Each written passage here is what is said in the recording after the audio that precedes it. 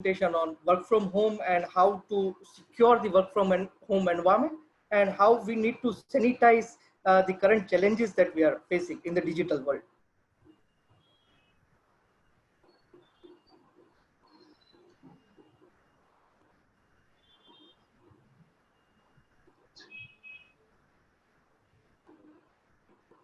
So my introduction already done by Shailesh Bhai. So just to quickly add, we as a cybersecurity company are supporting a lot of clients 24/7 to make sure that they are secure. So that's our role. So Kaushal has already set the base for me. And now I'll be further extending what are the real challenges in this current cyber COVID environment and how do we digitally sanitize it. So like this is becoming quite new normal. Like a lot of companies have already taken decision that they will be going for the complete work from home lifetime. So few of the companies like Facebook, Google, one of the insurance company also in US, then Fortune 100 companies, some of them have already taken. The retail company like Shopify. So lot of companies are taking a decision and they're accepting this as a culture. Yes, it is very sure that we don't know what's going to happen, but for now people have started adopting this work from home culture, and this actually is bringing in a lot of factors where security is becoming more and more critical. And we have practically seen, because we have seen a lot of our banking clients, our finance clients, fintech clients, all who are very, like, they have the very critical data hold for their customers, financial data. So all of them are doing work from home, and the security has become a real concern for them. So what we say normally is like it's a war. In the cyber world, the war that we are facing in the physical world, the same way what we do is as an analysis, as like if you know your strength and if you know your enemy's strength also, then it is known situation. So it's very easy to fight with. But when you know your strength, but you don't know the strength of your enemy, it is known unknown. So it's again very difficult again. But then when it's a situation where you don't know your strength, where you don't know your enemy's strength also, it is completely unknown, it becomes very difficult to fight. So current situation that we are facing in the physical world, the COVID-19, it is pandemic, and we don't know what's happening. So same way cyber security, the cyber world, digital world, we are facing the same cyber COVID pandemic. So since February, the number of cyber threats across industry, it has increased. It has increased in leaps and bounds. And if you look at the statistics also, it clearly says all of the research that this year is going to be a leap year in terms of the number of cyber crimes. We see a lot of spamming happening, a lot of advanced malwares being used, a lot of new URLs that are being broadcasted in the name of COVID-19 news and the informations. You see a lot of malicious other hosts being published on the internet, people touching it, and they are able to plant an advanced malware in the systems. So this work from home, definitely it's a need of an hour. People has to go into business, they need to continue, but it's becoming more and more dangerous day by day. So if you look at the statistics, which starts from 2009 to 2019. So if you look at the total malware infection, so it has been steady and it has been step-by-step growth that we have seen so far. But so far what we see is like whatever we have in terms of the malwares in 2019, it has already reached that level. So it has expected that it will be double of what it has been in the year 2019. So this year, definitely it looks like it's pandemic in the physical world, same way it's going to be pandemic in the digital world also. So it's very serious matter for most of the businesses across the globe, because everybody has to depend on the digital world. Coming to the cyber security checklist, the checklist which Kaushal Mehta also described. So companies are ready with the basic stuff, like creating the awareness, making it sure that they are using the strong passwords, taking the backups, guiding the users on managing their social media profiles, making it sure that they don't broadcast their computer screens on the internet. So a lot of awareness, a lot of things have been done. So these are all basic checklists. But then the bad world, the dark world is going way advanced of the current checklist that we are following. So they have the right techniques to break into the system, be it the system where you have the basics of the controls in terms of the compliance, the patch management, the antivirus, two-factor authentication, providing access through systems. So a lot of things have been taken care, but then the situation is where they are using the advanced techniques to break into the systems. So these are the advantages that adversaries have, the bad guys. So they are fully motivated to break into the systems. They have the malicious intent. They have the prior knowledge of what the systems are. They use a lot of deception technologies, techniques. They are unpredictable. So that's the advantage that they hold. And the way they are doing is like they're taking a full advantage of this COVID-19 situation, where they know that most of the user, most of the business have shifted their business for work from home. Meaning they know that earlier this endpoints were the last mile of attack have now become the first mile of attack. This endpoints itself has become the perimeter for the businesses. So what they are doing is they are creating the fake host on the internet, fake Wi-Fi's, they are creating fake documents, fake mobile applications, they are doing the phishing emails, fake emails, they are creating fake websites. And all these are malicious and with the malicious intent. So what happens is once the user click on any of this, they plant some malware in the system, and that they are all through an advanced techniques, which most of the current technologies are not able to detect it even. So we come from the offensive security background, where we can build those advanced malware and test the system. So we have been testing it and we know how the systems can be broken. So with this technique, this people, what they do is like they create every news website application in the name of COVID-19. So the user feels that there is some information inside, and as soon as they are opening that document, that link, or in that application, they're able to get the control of those work from home devices from which they are operating their entire business. And from there, they can penetrate the entire office environment, office network. So that's becoming a nightmare for the IT teams across the globe. So earlier, the landscape, as I said, like if you consider any business currently, then it has the on-premises systems, which will have various network systems, databases, applications running for them. If it's in manufacturing, then they would have their SCADA system. Banking like an environment, then they would have the ATM POS machines. So they will have the machine environment, which is again connected to IT. They would definitely use the cloud environments to have some of their workload on cloud. Mobile definitely has a penetration in the business. So mobile has been used whether to communicate your emails or using some of the applications, and of course the third-party communication. So entire business landscape is currently operating on technology, and most of the company, what we feel today, are a technology company. So even though if you are a manufacturing company, you are completely dependent on IT, that is technology. And the way earlier it was happening is like in your environment, when it's people are coming to office, you'll have a lot of controls at the perimeter, could be in terms of firewalls, in terms of the intrusion prevention systems, the sandboxing that you do, the web filters. You'll have the lot of scanning being done for the advanced malware on the network side.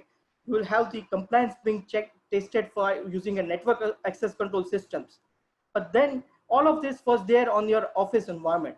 Now, when the users are shifted completely work from home, and they are operating where this has become the first mile of attack for an cyber criminals, they don't have such controls on the systems, and they are not even tested for it. So what is happening is they're taking an advantage of it, breaking into this endpoints, and they are able to target the entire network. So overall, what has happened is people feel that we are connecting using VPNs. We have endpoints on which the antivirus is installed and we are secure. But then that is a challenge, because every attacker knows that antivirus is quite dependent on the signature. And VPN again has become a attack surface. One of your username and password is getting compromised, and he has the access to the entire business. So that way, endpoints and the VPNs are becoming a biggest attack surface in the current threat landscape. Currently, for all the business leaders across the globe, this unknown situation, which nobody had thought of, is becoming very, very challenging. So most of the leaders, the CEOs, are concerned about the intellectual properties that are there on the endpoints, could be in terms of their business secrets, their go-to-market strategy, some innovations on which they are working, the pricing strategies, the formulas. So all this is lying on the work from home. And the CEOs, the business leaders' concern is, in case if these endpoints are broken and if this data is leaked, what do we do? And that's a fact as well. And companies, as I mentioned, are quite ready with basics of the checklist, compliance, because we have been operating in countries like US, we have clienteles in Middle East like Saudi Arabia, Kuwait. So everywhere what we understand is people were quite ready with the best practices, compliance, basic checklists like antivirus, the VPNs, the multi-factor authentication. So all this is ready. But then people who understands the CISO and the CIOs who come from the technical background, they are all worried about the advanced attacks that are going to happen on these endpoints. So endpoints are becoming very critical. And the existing solutions in most of the organizations, even in mature organizations, they have few of the endpoint solutions being deployed, but which are not enough. And the major challenge is not only when they work from home, but then when they will be coming back to office, what's going to happen? Because the statistics says at least the 30% of the systems are going to compromise when work from home. So if 30% of the compromised systems come back to the office environment, and if does the lateral horizontal movement and in the entire environment, then that's going to be a biggest nightmare for most of the businesses. And we have already worked on one of the customer where they have faced this challenge as well. So that's going to be very critical. So the problem one is like the advanced attacks which are happening in memory. So when I say in memory, so these attacks are basically executed in the memory. So even if that file is lying, and if you have the best of the technology to do the testing of that file and see whether there is something malicious or not, all the antiviruses, the advanced malwares also will not be able to detect it, because they are all dependent on certain learning and predictions. So that's the challenge. The attackers are moving one step ahead, and they are able to create the advanced malware which gets executed in the memory. And in the statistics, if you look at 2019, so 80% of the attacks have started happening on endpoints, and it is using the advanced malware techniques, so which are the fileless attacks, so which is becoming very, very critical for the current work from home environment. So as I mentioned, like memory is a mission critical battlefield, where the applications which are running, could be example a Chrome, which is running on your system and which is vulnerable. So attacker doesn't need anything to execute an attack on it. He can remotely execute an attack on that particular vulnerable application which is running on your endpoint, and it can be executed in the memory itself. And once it is executed, he has the complete control of the system. And once he has the control of that system, he can have the penetration to your VPN environments. From that VPN environment, he can do the complete data center. So that's how the lateral movement and the lateral scaling of attacks have started happening, and which is becoming very critical globally. The problem too is, since we come from the offensive background, and we know that a lot of technologies companies do have, but all these technologies can be bypassed, exploited. So there is no technology. People rightly say that there cannot be 100% secure environment.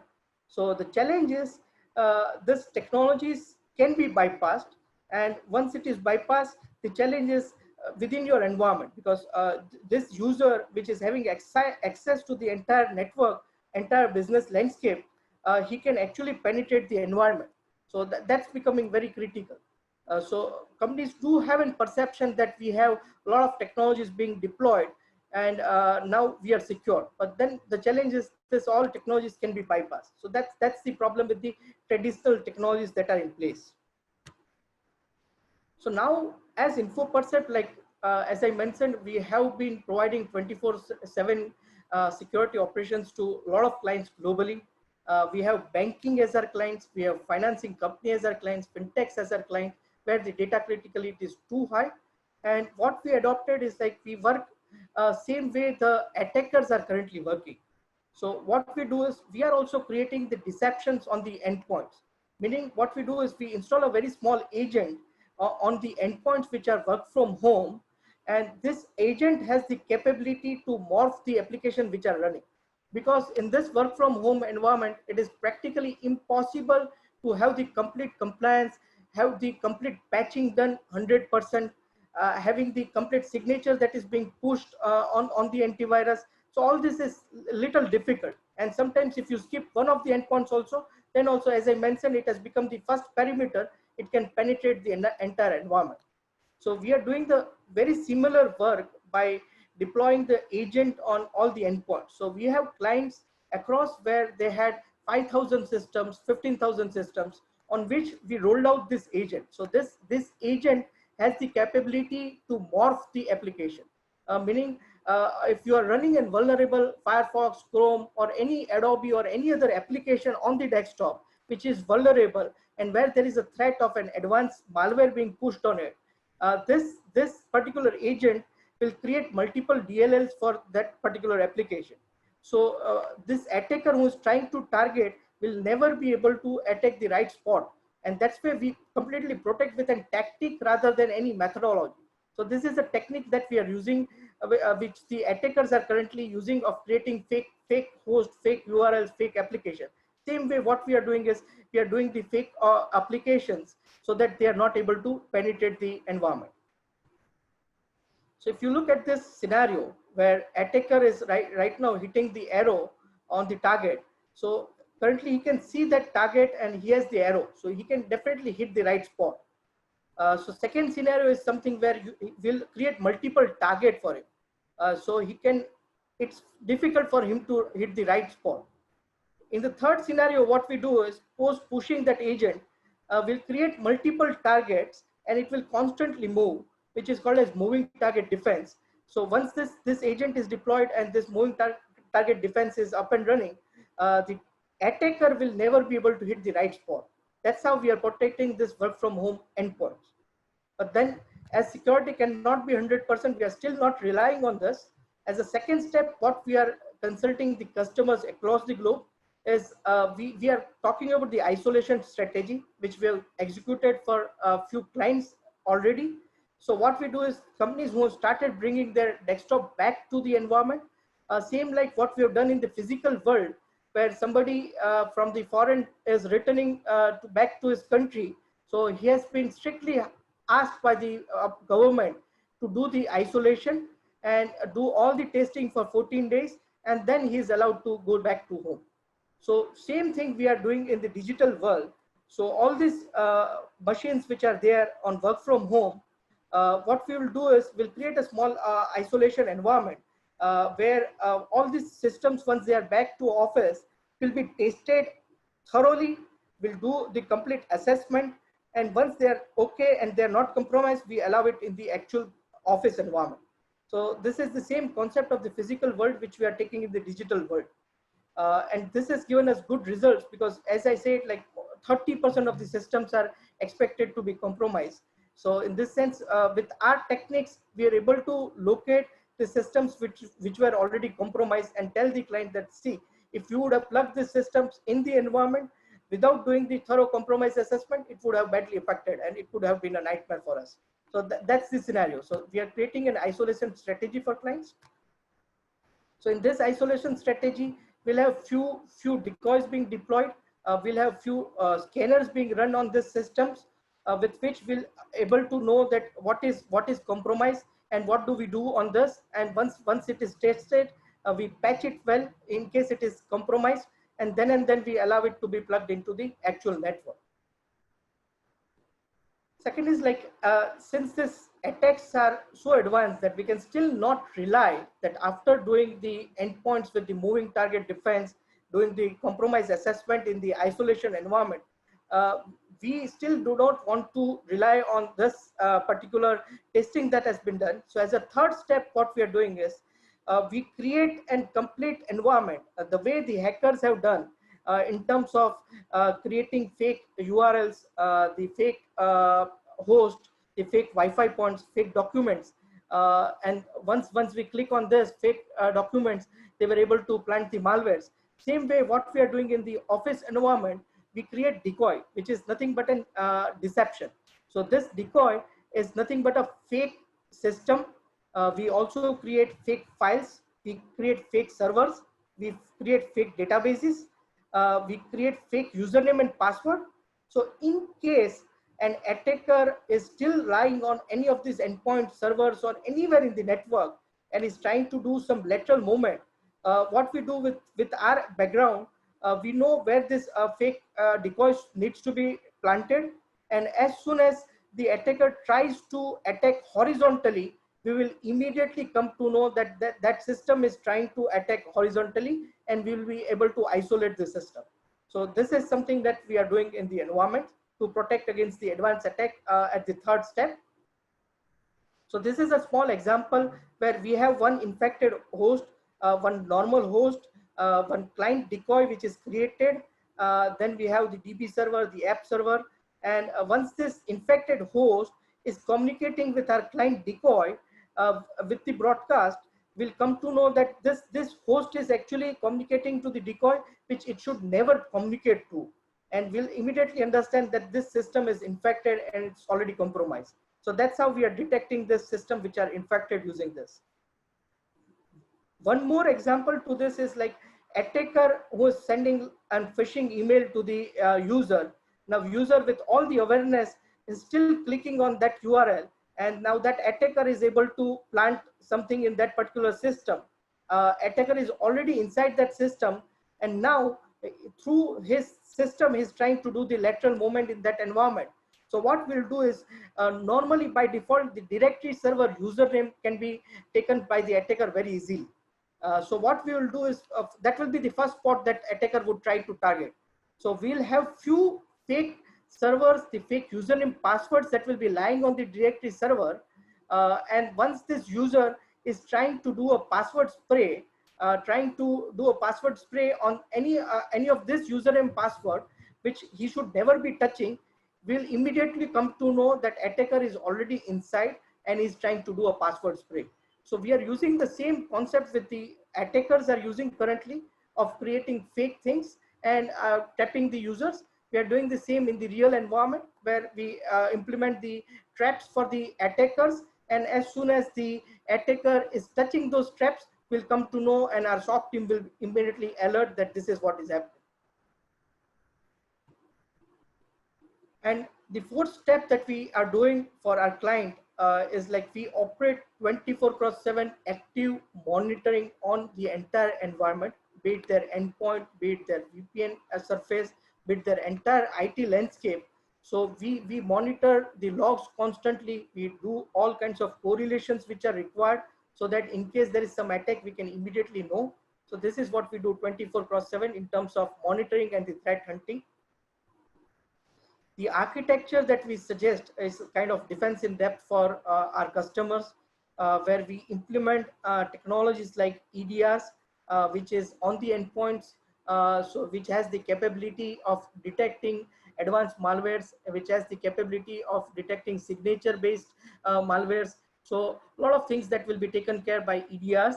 And then what we do is like we onboard all the data sources on a technology like SIEM, which is Security Information and Event Management Solution.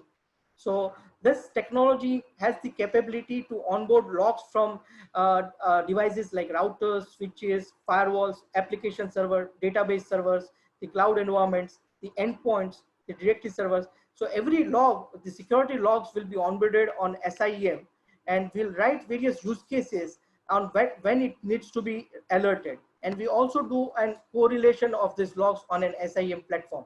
So what happens is if some attacker is trying to attack at the VPN gateway and the same attacker is trying to touch the application server, our SIEM will tell us that this is something which is happening. But this requires a lot of manual things to do the threat hunting. So with that, there are a lot of automation that is available in a platform called SOAR, which is Security Orchestrator and Automation Response. So what it does is it writes the various playbooks which are fully automated. So the security analyst who is right now working on that particular environment, rather than correlating or doing a lot of manual work, this tool has the capability to do those automatically. And it will give him the real insightful of what he needs to do in terms of an incident. So that way, this SOAR technology is supporting a lot. And then in case if there is something that is found and we need to take an action on it, we can automatically push a playbook on an EDR to isolate those endpoints, that servers, that applications. That way, this overall architecture is something that we deploy for the environment, but still we don't rely only on this. So as I mentioned in my third step, what we do is like we create fake hosts, fake servers, breadcrumbs, fake username passwords. The way the attacker's mindset works, and he tries to do some lateral movement in the environment, will immediately come to know with this same concept which they are using. So we call it as deception, which you can see here with the spider that has been shown. So we create a spider for our attackers once they are inside, and if they are trying to do a lateral movement with this fake things that are developed in this environment, and they touch it, will immediately come to know and will be able to prevent it. And the second layer that we are adding on the endpoints is the moving target defense. So what we do is at the endpoint itself, we do the morphing of the application, the client application which is running, and we constantly move. So attacker will never be able to hit the right spot. So that's the overall architecture that we are creating for the enterprise where we are providing our services. So the basic problems and the shortcomings that are there with all the technologies that are being used by companies globally, most of the technologies that they are using are based on the signature or whitelisting technologies. So this is like requires the constant updates to be pushed. Sandboxing requires the full files to be scanned. And the challenge is like when you have sandboxing of malwares being done on the perimeter, it has the time limitation. Then the buzzword or the current communication that is there, which people normally talks about, the machine learning and the behavioral monitoring and the artificial intelligence. Now again, this is quite dependent on various learning. So when we depend on the learning, attacker also can learn those techniques, and he can have his own methods to penetrate, where we are dependent on the learnings. So in the security world, there is a need to innovate, come forward and see what needs to be done to fight against the attackers who know what techniques you are using, and they also have the required skill set to understand that this particular technology is being deployed and which is dependent on learning, so they can easily break. So there are limitations to the existing technologies that are used by the customers, and they need to innovate and come out with this work from home environment and the growing cyber threats that are growing currently globally. And they cannot rely on the signature based solutions or the sandboxing or the artificial or the machine learning kind of technologies. There has to be a step forward that needs to be taken, and you need to have the same tricks which the attackers are using to actually safeguard your business. Because as we already heard Kaushal Mehta and Shailesh by discussing about globally, most of the businesses which like education industry, you have seen a huge shift. Same way travel industry. So most of the business who are not so much digital have also started shifting completely digital. And at that time, you need to have the right approach to safeguard on the digital cyber COVID, which is running pandemic across. So the benefits that we have with this approach is like we are not dependent on the learning. We are not dependent on the user behavior. We understand the attacker's mindset.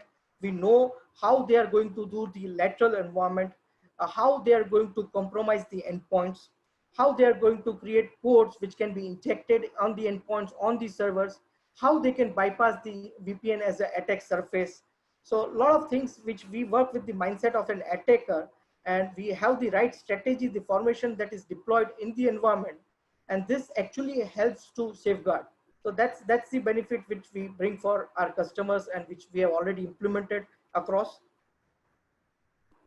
And this solution definitely gives less of false positive, because currently what is happening is like most of the customers believe that security also is a big data problem. We need to have all the logs being forwarded to one particular device, and we need to a huge team to look at the logs all the time. But then attacks that are happening are so quick that if you are not able to understand the nature of the attack and the quickness of the attack, they can penetrate, and they can actually penetrate the entire network, that is the lateral movement, and they can horizontally attack the environment. So that's where you need something which is a kind of trick for the attackers.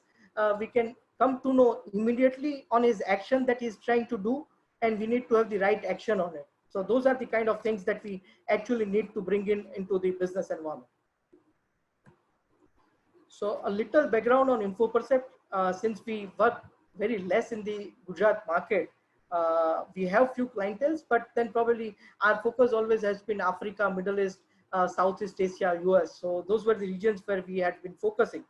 So InfoPercept as a company is a pure play cybersecurity firm, where we provide a lot of professional services to organizations, banks, financial companies, insurance companies, manufacturing. So a lot of different verticals where we provide services, and we have taken a learning from Bruce Lee, which says that never fear from somebody who's practicing 10,000 kick, but fear from a man who is practicing the same kick for 10,000 times.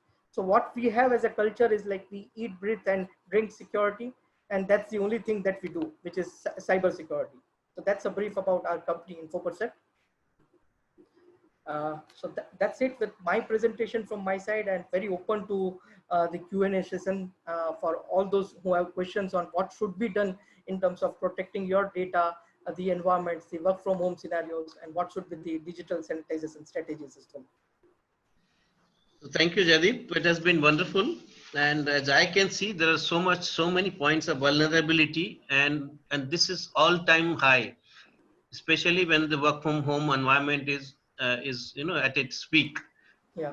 This is the ill effect of the situation we are into. Correct. And going forward, it will become more and more important, as you have also explained, and Kaushal was also saying. And we generally get satisfied by strong passwords and firewalls and all those things, but I'm sure the attackers, the offenders, are always way ahead of all of us actually. Right. We have some questions coming up which are very interesting. Sure. And we have Amit, who is asking that, do you see the digital assets which have saved the day for many businesses during the lockdown? What will be the key challenges for the smaller businesses in securing their digital assets? Because their investment in the digital assets is limited, and obviously they are generally a little less careful about securing their data. Right. So with this current increase and the 2020, as we see as a leap year, where definitely it's there in the news, where we see COVID-19 in the physical world, and there is a news every day on the cyber theft that is happening to all the industry. Even the smaller industries have been impacted. Those who have tried to go digital and not securing that. But the good part is a lot of innovation also is coming in the cyber industry, cyber security industry per se, where they are providing a lot of solutions which are available as a service. So rather than this smaller business which needs to do a capex investment initially, they can go for an OPEX model, and what they can do is like they can opt all the services which the larger companies have invested with the capex investment, and they can go for the equal security with the OPEX. And a lot of new innovative startups, the new companies have come up with wonderful solutions, understanding that what's the need of an hour, and they are doing a tremendous job, which are the kind of solutions which the smaller companies should implement to actually protect their digital assets. So what are the specific measures you will be recommending for sanitizing digital assets once the lockdown ends actually? So some people think that because right now we are in the lockdown stage, it is becoming more crucial. And once the world will be back, there may not be so much of requirement for securing the assets, because the WFH may reduce to the drastic level.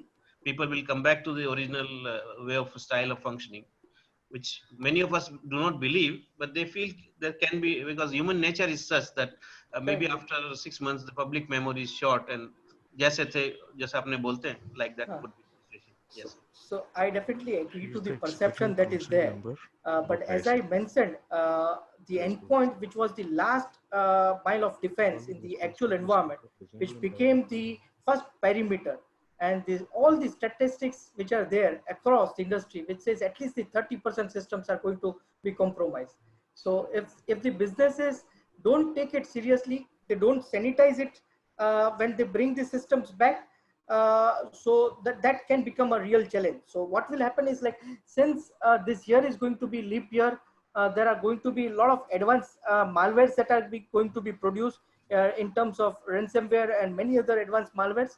So the challenge will be when they are back, you actually need to do the real sanitization. Otherwise, if there is something which is compromised and comes in your business network and it is able to do something lateral, then it becomes a real challenge and it becomes a nightmare for the IT team, for the business, and that becomes a showstopper for the business as well. So that way, it's very critical. Client needs to have the right technologies being implemented on the endpoint, on the network once they are back. They need to constantly monitor, is what we say. And as I said, a lot of services are available as services rather than you investing initially in terms of the capex investment. You can definitely go for the opex, but those are the kind of services that the client should opt for. So we have Vaibhav asking the question, how safe is the cloud environment? Because you said memory is the one of the biggest vulnerable target for the attackers. So if so much of data is going into the cloud environment, everybody is offering. So how to safeguard out of that? So for us, like the entire landscape itself is vulnerable, be it your cloud, be it mobile, be it on-premise, be it the third party or the machine. So it's not that only cloud, but yes, the perception which is built when the cloud companies like Azure, Google, AWS, so what they say is they are compliant. They are compliant to so many cybersecurity certifications. What they are saying is also right, but then they assure you up to the platform level. So meaning you can use their platform to build your application, build your workloads on cloud. But when you are building something on their cloud, it is your responsibility to look on the cybersecurity aspect of it. So if you are hosting some systems inside the AWS environment, it is your responsibility. If you are using container service, if you are using the serverless environment to build your application on the cloud environment, it is again your responsibility to secure the application. They are just providing that platform. So cloud per se, which is helping a lot of companies to immediately digitize and bring their business up and running. But then it is also bringing in a lot of threats. And we see a lot of cloud instances being hacked and attacked by the attackers. So we really need to have the defense in depth. The buzzword which is going around is like zero touch model. So we need to make sure that we provide access which is on the need to know basis, meaning you should be only granting access which is actually required by your employees, by your users, and any access which is not required should not be granted. So those are the kind of approach that we need to follow. But yes, cloud as an environment is bringing ease of use, but then it is definitely attracting the attackers to attack those environments as well. We have Madhulika ji asking, all these responses you spoke of designed and developed your in-house, or you are also, collating it cyber, some are from other cyber security firms and you are assembling it and providing a solution? Perfect. So there are two aspects to it. The technologies which I discussed, the SIEM, the SOAR and the EDRs, we work with technologies which are from US and Israeli to deploy those technologies. The approach, of course, is something which is built by InfoPercept as a company. And the deception that we are referred, the way we understand the attacker's mindset and we build the deception for the environment is something which is developed by our own. So what we do is we build a complete fake environment for the attacker, and once the attacker is trying to target the systems, will be immediately able to understand what is happening inside the environment. So this technology is something which is developed by us, and the moving target defense, which I referred in my presentation with that arrow and the target example. So this is a technology which is an Israeli startup, I would say.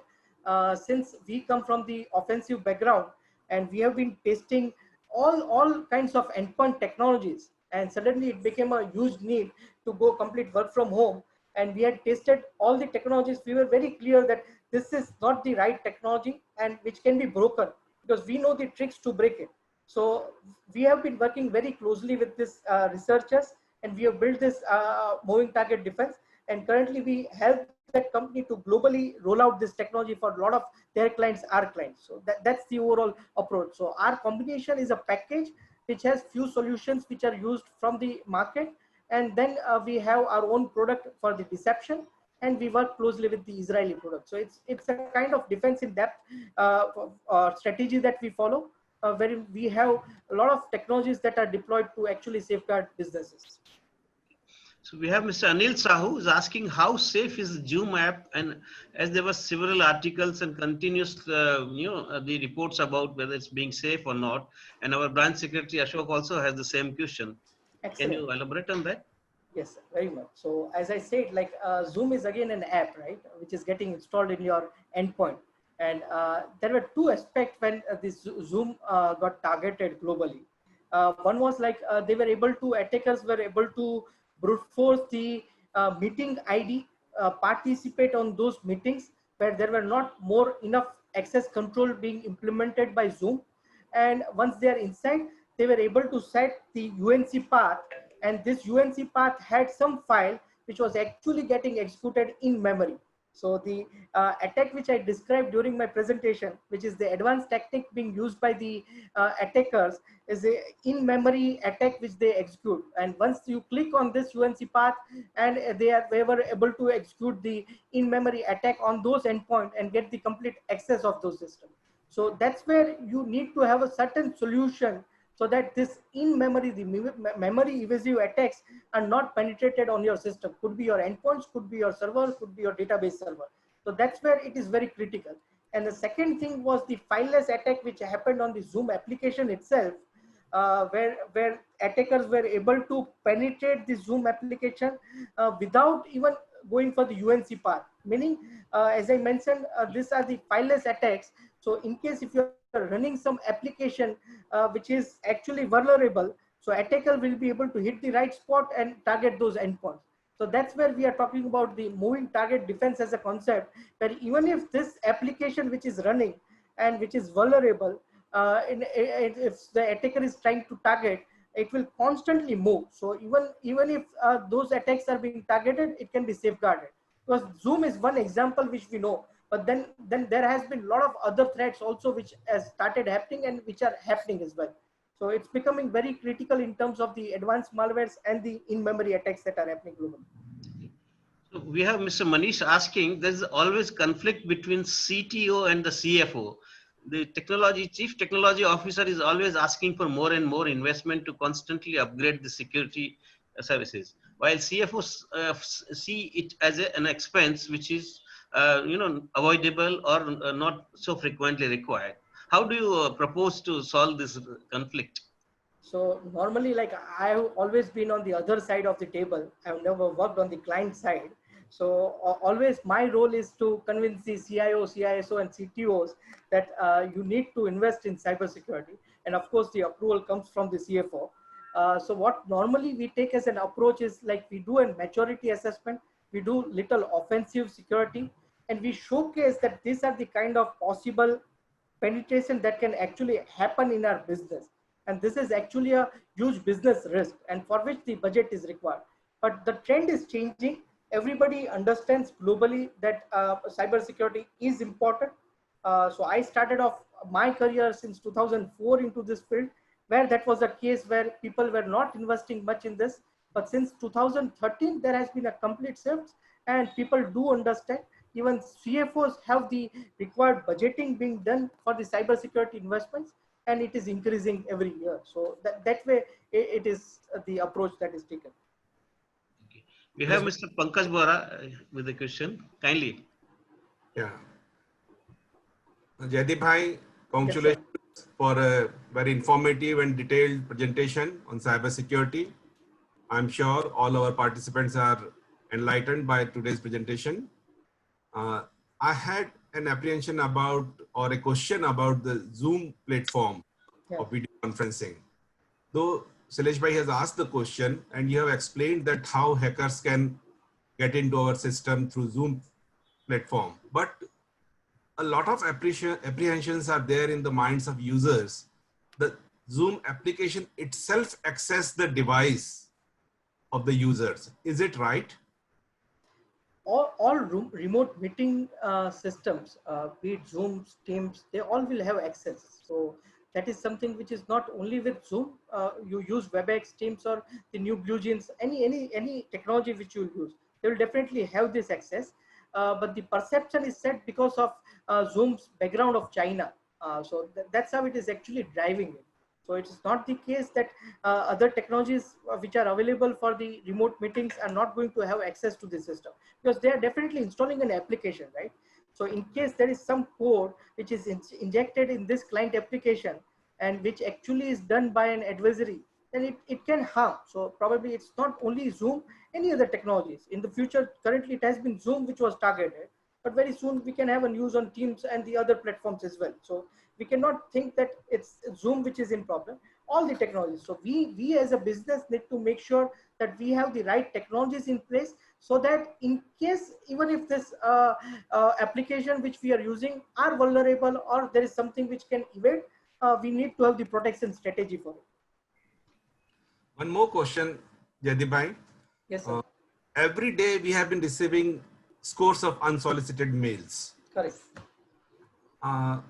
We have been told by the experts that we should not open those mails and all that. And my question to you is, through those mails, the hackers or whosoever the offenders, do they try to attack our memory of the system or on the softwares of the system? So what they do is, in the email, they have two options. One is like they will, first thing that they will do to trap the user is they will have some subject which is specific to COVID-19, which looks authenticate. They will have the name which looks authenticate. They will have the domain which looks authenticate. So user will trap into it and he will see that this is an authenticated email. So what they've done is, since this email has already reached the user, they've already bypassed the control that you had on your email security. So they've already reached to the user email box. Now in this email, they can have a document being attached, and second is the URL being attached. So when the attacker has an intent to do something malicious, he will have a document which has something malicious attached to it, and which none of the signature based technologies will be able to detect. And once you touch and open that document, it will execute in memory, and it will give a backdoor access to the attacker's machine. So that is one. And second is the URL. Once you go on that URL and download something, or it can immediately prompt and it can download something in your system, again it does the memory based attacks. And once they have the access to this system, they can do whatever they want. They can remotely open the application, they can observe your key logs, they can start pulling in data to their system. So all those things can be done. Thank you. Thank you very much. Thank you, Jaydeep. So we have one last question in my kitty, is that Sure. how to protect the device management, because most of the companies are compelled or forced to allow the employees also the official emails and access to that. So this increases the chances of vulnerability, because the device used by individual employee has variety of applications which has access to so many things. Correct. In such cases, how do you propose, what could be the way? Yeah, so this device could be in form of the endpoints, could be in form of the mobiles. So as I mentioned during my presentation, as like the time has changed, we cannot rely on one technology. So even in these devices also, to make sure that you are able to secure it, you need to have multiple technologies that are running. One could be to safeguard against the malware. You do the application whitelisting, meaning you need to stop all the application which is not actually required by the business. So all those application needs to be stopped in devices. You need to have the proper access control. Then again, you need to have tricks like moving target defense on this particular devices. So even if this device has some vulnerabilities and somebody is trying to target, you can safeguard and protect against it. And apart from this, you should always keep doing the assessment of this endpoints and locate for the new threats that are located at this endpoint. So that's how you need to have the continuous efforts to make sure that the attackers are not able to target the endpoints. And the Chavi is asking, one of the simple question is like, you have quick will, in most of the laptops and systems.